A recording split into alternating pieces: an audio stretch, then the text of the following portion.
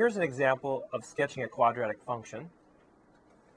Use the vertex and intercepts to sketch the graph of the quadratic function f of x equals x squared minus 2x minus 3. And then we'll find the axis of symmetry and we'll determine the domain in range.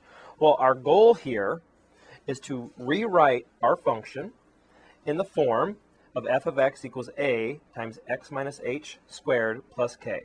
This is our standard form of a quadratic function. So let's go ahead and start with our given function, which is not in our standard form. And we're going to try to complete the square to make it look like this one here.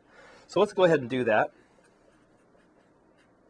Considering just the first two terms of our function, we're going to complete the square. So we're going to ignore the negative 3 for a second.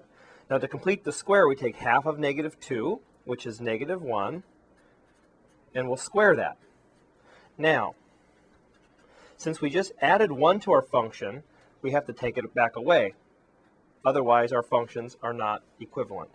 So, what do we have now?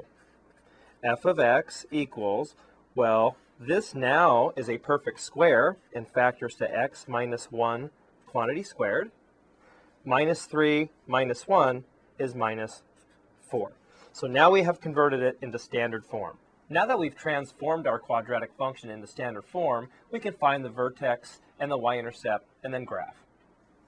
Well, here we have our transformed function into standard form. Now we can easily determine the vertex. I'll note that with v. Our vertex is going to be an x-coordinate of 1 and a y-coordinate of negative 4. So let's go ahead and plot that.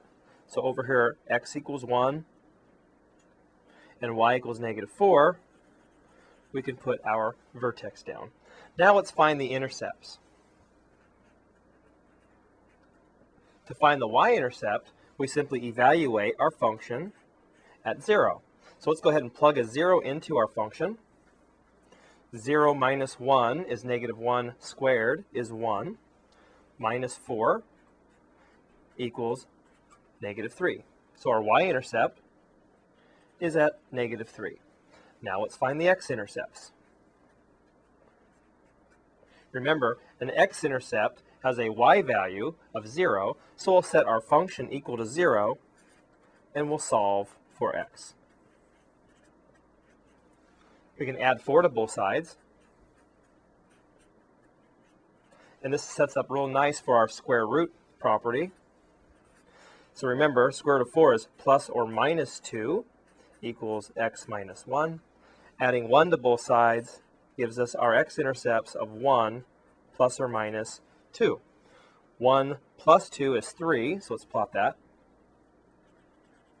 1 minus 2 is negative 1, which gets us our other intercept.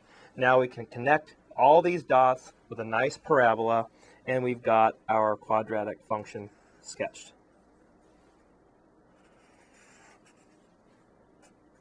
Now then, let's determine the axis of symmetry.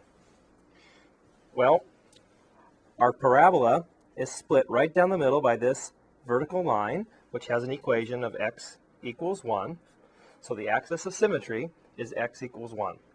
And finally, the domain are our x values. Notice there is no restriction on x, so the domain are all real numbers, or negative infinity to infinity. And the range are our y values associated with our function. And notice our minimum y value, the vertex down here, the y-coordinate of the vertex, is negative 4. And there's no restrictions on the upper end, so we go to infinity. And there we have our domain and our range.